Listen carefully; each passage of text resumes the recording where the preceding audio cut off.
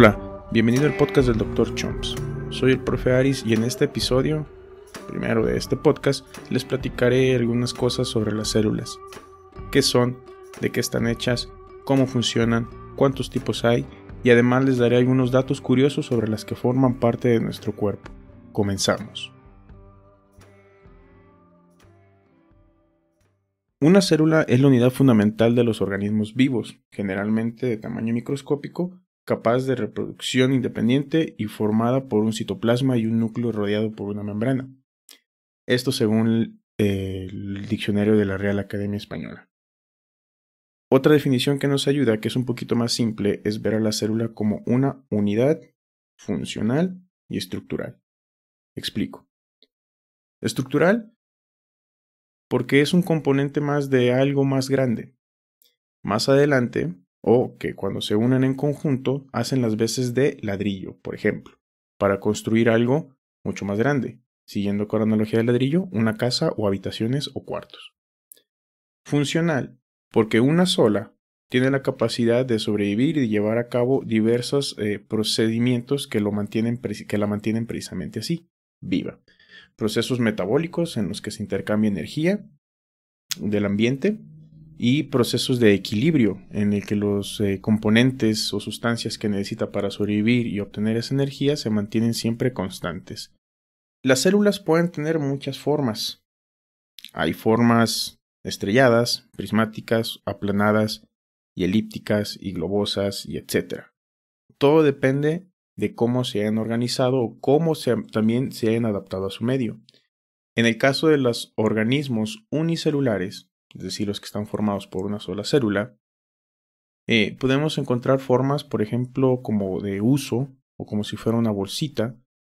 Alrededor pueden tener algunas otras estructuras que les ayudan a moverse, que se pueden llamar pilios o cilios o flagelos, que los pueden ayudar a nadar. Y en los organismos pluricelulares podemos encontrar gran variedad de células dependiendo del tipo de tejido que conforme. Es así que una célula en el tejido cutáneo o de la piel va a tener una forma más o menos alargada en algunas de sus capas y en algunas otras una forma más cuboide o cuadrada. Hay otro tipo de células, dependiendo del tejido. Es el caso del tejido adiposo, que pueden tener unas formas más redondeadas, incluso con colores distintos.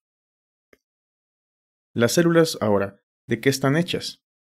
Principalmente de agua, una mezcla de proteínas, que son sustancias más pequeñitas, lípidos, carbohidratos, y que en combinación estos tres componentes, proteínas, lípidos y carbohidratos, dan soporte estructural y funcional a la célula. Vamos a ver más adelante que las células cuentan con unos componentes que se llaman organelos, que son los que principalmente les ayudan a sobrevivir.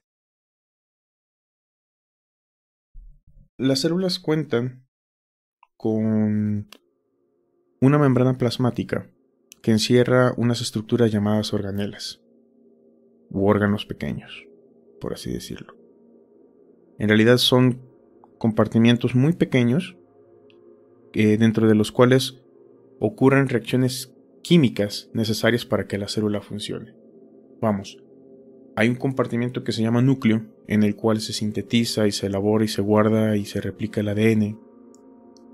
Hay otro compartimento u otro pequeño globo llamado mitocondria, en el cual se realizan reacciones químicas que le permitan a la célula obtener energía de los alimentos o nutrientes que se obtienen. Y hay otros compartimientos con nombres más raros, como aparato de Golgi, retículo endoplasmático, que sirven también para generar proteínas necesarias para la célula. Puede ser para crear nuevas proteínas o formar nuevas proteínas o también para desecharlas. Uno de los componentes u organelas, se podría decir, más importantes o de mayor relevancia para las células es su membrana plasmática. La membrana plasmática es una envoltura que separa dos espacios, el intracelular y el extracelular. Su parte externa puede estar en contacto con otra membrana plasmática, o rodeada también de una sustancia llamada matriz extracelular. En otros casos, en el caso de los organismos unicelulares, pues puede estar en contacto directo con el ambiente. Como lo había mencionado, dentro de esta membrana plasmática hay una sustancia gelatinosa formada por agua principalmente, algunas otras proteínas, y además tiene a las organelas. ¿Sale? Bien. Las organelas nos permiten dar una clasificación, aparte de la que hemos mencionado hasta ahorita, que es la de organismos unicelulares y organismos pluricelulares, organismos de una célula y organismos con más de una célula. En el caso de los seres humanos, vamos a ver al final del podcast más o menos cuántas células conforman un ser humano. Encontramos células entonces llamadas procariotas y células eucariotas. Este nombre lo obtienen dependiendo de la presencia o no de organelas dentro de su membrana plasmática. Las células procariotas se sabe que existían desde hace 3.500 millones de años. Eso nos dice la evidencia de los fósiles. Que bueno, consistía en una célula con una membrana plasmática que dentro tenía su información genética dispersa en su citoplasma, en la sustancia gelatinosa. Bastante simple. Sin embargo, fue suficiente como para que empezara o se desatara un proceso que ya venía anteriormente llamado evolución. En este proceso de evolución, que lo desarrollaremos en el siguiente podcast, las células procariotas primitivas a lo largo de millones de años se fueron adaptando al medio y fueron adquiriendo y desarrollando algunas habilidades. Tal es la capacidad de obtener energía del medio y la capacidad de replicarse. Esto permite entonces la continuidad de un linaje.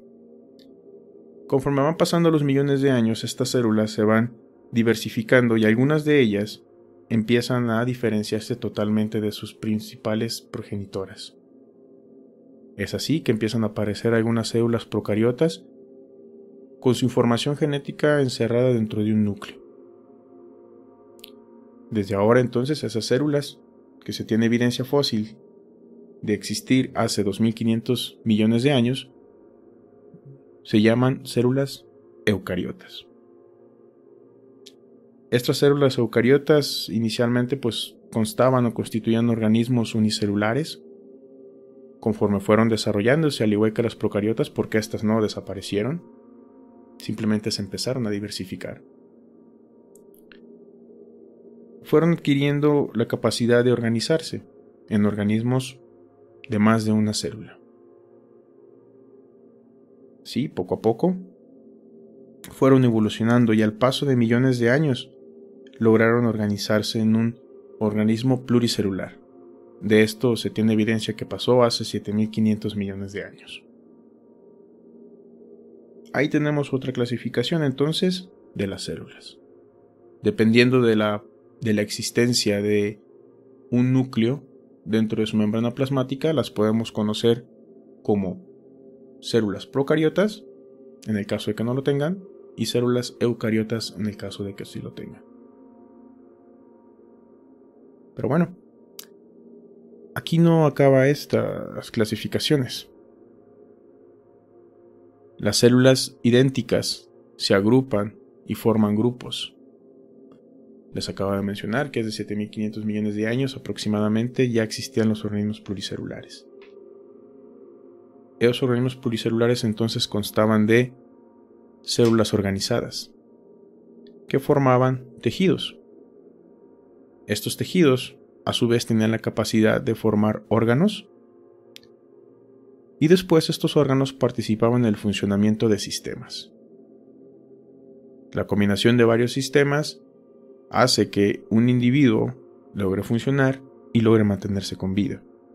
Esto obedece a una de las reglas de la naturaleza, por así decirlo, que es la organización por niveles jerárquicos. Con la tecnología con la que contamos ahora podemos diferenciar dos niveles de organización, la macro y la micro, y la submicro. En la submicro podemos encontrar a los electrones, neutrones, protones, formando átomos. Los átomos al combinarse pueden formar moléculas. A su vez, las moléculas cuando se combinan con más moléculas pueden formar compuestos. Y estos compuestos ya son sustancias que tienen la capacidad de interactuar más libremente con el mundo micro o macro. Ya en el mundo micro, pues podemos encontrar organismos propiamente dichos, vivos, tales como las células. Aún en este nivel micro, podemos encontrar otro tipo de organización llamadas tejidos, o llamados tejidos. Los tejidos son un montón de células del mismo tipo que se han diferenciado para ejercer una misma función. Cuando varios tejidos se combinan y ya nos pasamos al nivel macro, en el que ya podemos observar a simple vista las cosas, podemos diferenciar entonces a los órganos. Un libro de anatomía nos puede ayudar a diferenciar las características fácilmente a simple vista de un corazón, a unos pulmones o un hígado. Seguimos avanzando en el orden jerárquico y esos órganos empiezan a participar en sistemas. Sistema circulatorio, sistema digestivo, en el que no solamente un órgano hace toda la función, sino que se combina y se coordina con otros para lograr su cometido, su objetivo. Dependiendo del caso, bombear sangre, digerir comida, analizar estímulos externos y responder a ellos, esto en el caso del sistema nervioso. Finalmente, todos los sistemas acaban conformando a los individuos. Hay individuos con sistemas complejos y otros con sistemas simples. Poco a poco, en el estudio de esta materia, vamos a ir viendo todas esas pequeñas diferencias, pero en general, este es el orden de las cosas en el mundo natural. Bien. Estos sistemas o individuos, podemos decirle otra vez, unicelulares o pluricelulares, han desarrollado diferentes estrategias para poder adquirir alimento o energía. De forma general, las podemos agrupar en dos maneras. Pueden ser organismos autótrofos o heterótrofos. Los seres vivos necesitan nutrientes para poder sobrevivir. No importa su tamaño ni su origen, cada cierta cantidad de tiempo necesitan invertir energía. Energía que la usan para buscar alimentos, que a su vez le provean más energía para poder seguir haciendo sus actividades normales, tales como reproducirse o buscar comida nuevamente. Como ya mencioné al principio, la célula es un sistema que intercambia materia con su entorno. Los organismos autótrofos son aquellos que consiguen elaborar a partir de elementos inorgánicos, como el dióxido de carbono, compuestos orgánicos, como la glucosa, para su propio consumo. De esto podemos dar algún ejemplo, serían las plantas y algunas bacterias. En el caso de las plantas, pues bueno, tienen organelas, ¿recuerdan las organelas? Especializadas que le permiten captar la luz del sol y desarrollar un proceso llamado fotosíntesis. En las notas del programa pueden encontrar enlaces para desarrollar más este tema. En el caso de algunas bacterias también tienen la capacidad de utilizar sustancias químicas, como el azufre, para poder generar también su propio alimento. Es así que podemos encontrar organismos autótrofos fotosintéticos, como las plantas que utilizan la fotosíntesis, y organismos autótrofos quimiosintéticos, como estas bacterias que acabo de mencionar. En el caso de los organismos heterótrofos, estos necesitan materia orgánica producida por los autótrofos para poder obtener energía. son incapaces entonces de realizar la fotosíntesis o la quimiosíntesis. De estos pues conocemos muchos ejemplos, ¿no? Nosotros somos uno de ellos. Algunos otros solamente comen hierba, otros solamente carne, otros se alimentan de sangre, otros de carne en descomposición o de desechos. Al igual que los organismos autótrofos, los heterótrofos han desarrollado diversidad de adaptaciones para poder alimentarse. Adaptaciones morfológicas, fisiológicas y de comportamiento. Las adaptaciones morfológicas de los seres vivos son aquellas estructuras que le permiten movilizarse y actuar en su medio, a decir, extremidades como las patas y las características que pudieran tener, como las patas de un ave, pueden ser, palmeadas como en los patos, o en las patas de los ungulados, que es simplemente una uña. Si hay garras o no hay garras, el tipo de pelo, si hay, plumas, la piel. Todo eso son adaptaciones morfológicas de la forma del ser vivo. Las adaptaciones fisiológicas son los procesos bioquímicos que realizan las células del ser vivo que le permiten sobrevivir a su medio. Por ejemplo, si yo soy carnívoro, mi sistema digestivo debe tener la capacidad de generar sustancias que me ayuden a digerir esos alimentos. De otra manera, pues bueno, lo más probable es que yo no los pueda aprovechar y que me causen un malestar. No se han registrado casos, creo, de herbívoros adultos que se hayan convertido al carnivorismo. En el caso de los seres humanos, al parecer sí, tenemos una capacidad de digerir tanto alimentos de origen animal como de origen vegetal. Claro, con sus debidas preparaciones. No es lo mismo comer solo verdura y de manera cruda a comer verdura cocida y acompañada con algún otro nutrimento. Por lo tanto, las adaptaciones fisiológicas se refieren a la capacidad que tiene el ser vivo de adaptarse internamente al medio que lo rodea. Y finalmente tenemos un tipo de adaptación que es la adaptación etológicas o de comportamiento. Estas adaptaciones se refieren a la conducta que presenta el ser vivo en respuesta a su entorno.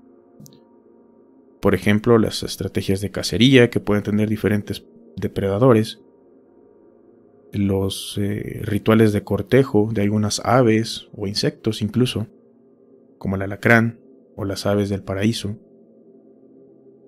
o la manera que tienen algunos herbívoros o presas, la manera que tienen para evadir a sus depredadores. El caso interesante aquí es de la presa de uno de los murciélagos que emite un tipo de vibración que confunde al murciélago para poder escapar de sus garras, literalmente. Estas adaptaciones son resultado de un largo proceso evolutivo que no se ha detenido desde la aparición de las células procariotas hace 3.500 millones de años. A sacar cuentas entonces. ¿Este proceso tiene una dirección? No. Está regido totalmente por las presiones del medio ambiente.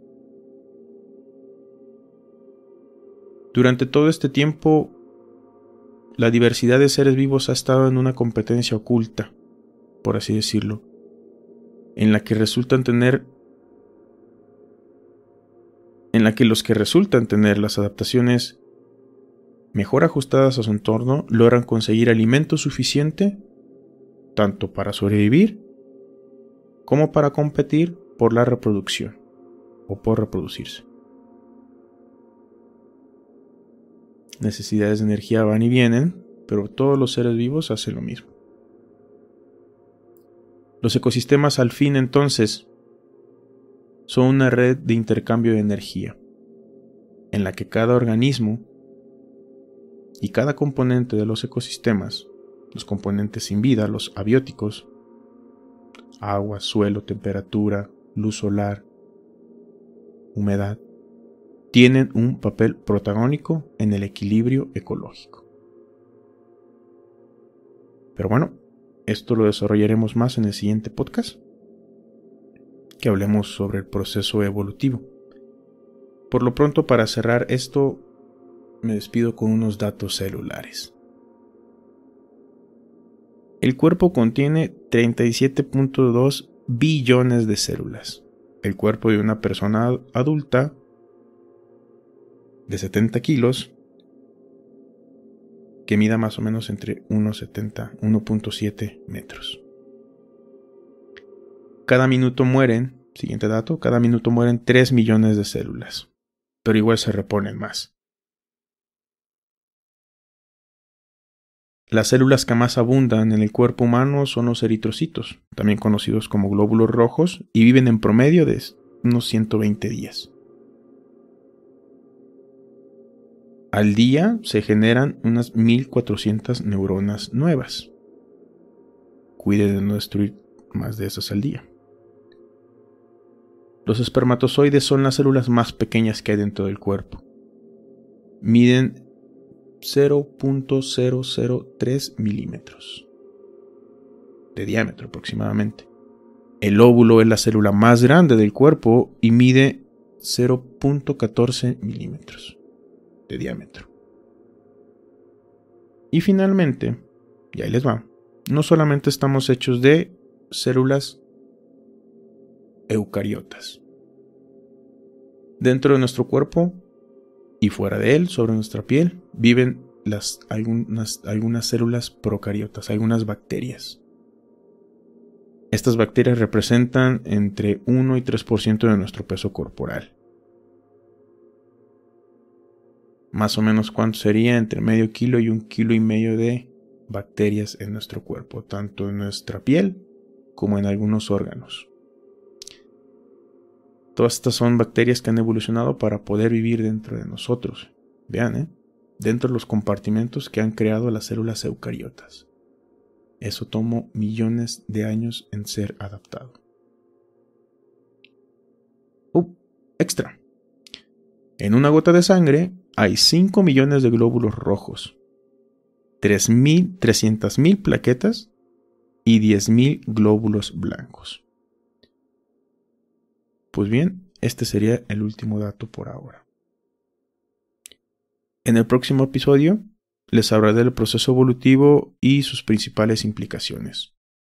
Por lo pronto, este ha llegado a su fin. Gracias por acompañarme en este primero capítulo y recuerda revisar los enlaces en las notas del podcast. No olvides suscribirte, compartir si aprendiste algo nuevo y dejarme un comentario. Hasta luego y nos vemos en la próxima.